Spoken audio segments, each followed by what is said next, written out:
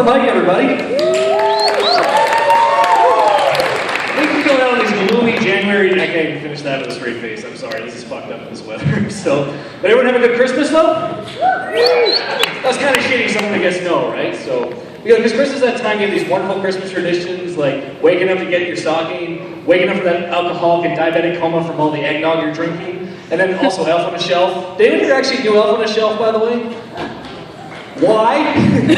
Like seriously, like what kind of bullshit Christmas tradition is this now, right? Instead of like, apparently it wasn't good enough for Santa to know when you're sleeping and when you're awake. Instead you have a dead-eyed, soulless doll that sits on a shelf and just stares through you instead of see what you're supposed to do. It's fucked up! Like crazy fucked up. And I mean like, and it stays there too, right? So if you sort of be bad, just go in the other room and beat the shit out of your sister and that's gonna be fine, right? So, I think what bothers me the most though is this is a Christmas tradition that dates back to the good old time of 2005. From a book called Elf on a Shelf, A Christmas Tradition. That's like me saying, guess what, starting January 24th this year is now John White gets a hand job. That's a Christmas tradition, so. But maybe it'll make more sense when I get kids, but that's still a ways away, because we're at that point in my life where I either get a cat or a kid, and I'm allergic to cats, and my fiance wanted a cat, so of course now I bought a cat.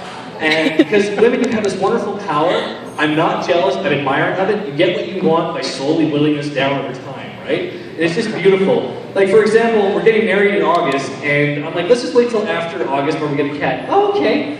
But then a week goes by, I talked to the landlord, and it's totally cool if we get a cat. Okay, well maybe we'll just wait before we get married. A week later I come in, there's a cat breed book on the coffee table. I'm like, apparently we're gonna be shopping for like orphans or some shit like that, right? And I'm like, what's this about? Oh, it's just so when it's time to buy it. I'm like, okay, fine. Then I come in next week, she's like, let's go down to the SPCA. And of course, game over, right? So, I'm gonna try the same approach with her, but with suggesting anal.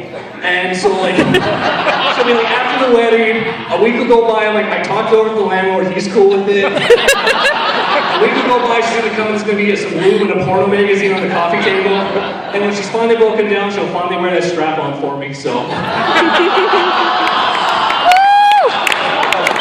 But speaking of rough situations, I did Tough Mudder this year, which I know when you look at me is like, how the fuck did you do Tough Mudder, right? So, does anyone actually know what Tough Mudder, who did Tough Mudder? Anyone here? Doesn't it just make you a horrible person on the inside? Like seriously, this is an obstacle course that was designed by someone who failed gym class and is ridiculed constantly, right? Like, oh, you want to climb up? Guess what? Now there's spikes and 12 feet of it. Enjoy, motherfuckers. And like, there's literally an event that's the second thing into it called the Arctic Enema, and it is way less pleasant than it sounds. What they do is they fill a dumpster filled with freezing cold water and ice, and then they dunk you in it, and you have to wade through, go underwater, and come out on the other side. It makes your scrotum go from here to here. That was the second time that day I tasted nuts. It was horrible. You can figure that one out. But the other thing is too, it's supposed to be a team building exercise, and the best part is half of our team left halfway through the race. So, and it's like at first it was like, oh, you know what, I'm just cold and my feet hurt, so I'm going ahead. Yeah, cool, because you know I'm running on the path that's made of marshmallows, feathers, I've been sunbathing the entire fucking way, right? And it's like, but then the excuses are getting kind of weirder and weirder. Like first it's like, yo, actually I got a bail, 2 Broke Girls is on. I'm late for a CrossFit class. I fucking hate you. Like, it just gets worse and worse. But then I started to get kind of angry. I'm like, no, wait, this makes sense, right? Because in nature, the strong leave behind the weakest one. For predators, right? And I started to freak out. Like, I started looking for like a dreadlock alien hiding in the treetops. I'm like, no, wait, that doesn't make any sense. The predator has camouflage. I wouldn't be able to see him coming, so. But just like I said, it kind of makes you a horrible person in the end, though, because like it's supposed to like make this wonderful thing, but I was just angry and bitter the entire time.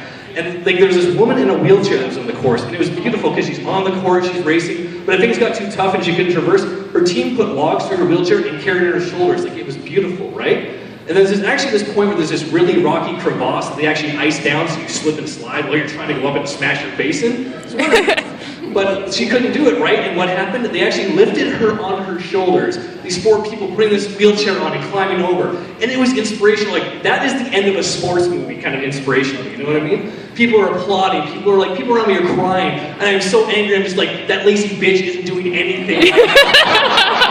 And that is a horrible thought. You should not think that, right? And I paid $150 to get the shit kicked out of me for that. What I should have done is, it took 4 hours to do it, right? I should have just paid a dominatrix $150 to beat the shit out of me. I'd be done in an hour, and I'd still be okay to masturbate afterwards, so.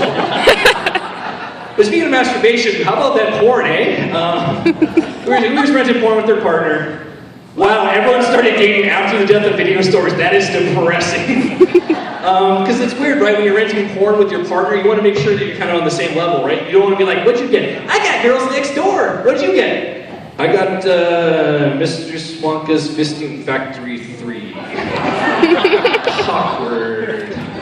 So you gotta get into the weirder stuff, right? Like that's why I had to kind of scale back. I just went back to jerking off to Facebook. So now I was all freaked out. I know. I'm sorry. It was like, hey, sweet, Stephanie's back from Mexico with swimsuit pictures. Who would have thought that all these years where I would get friend zoned by these beautiful women would actually pay off for me? You know what I mean? So, but I know it's healthy because I actually left my speedometer on my wrist the other day, and I went 8,000 steps, so I know that's good for me. So, but thank you very much. You've been great. Have a great evening.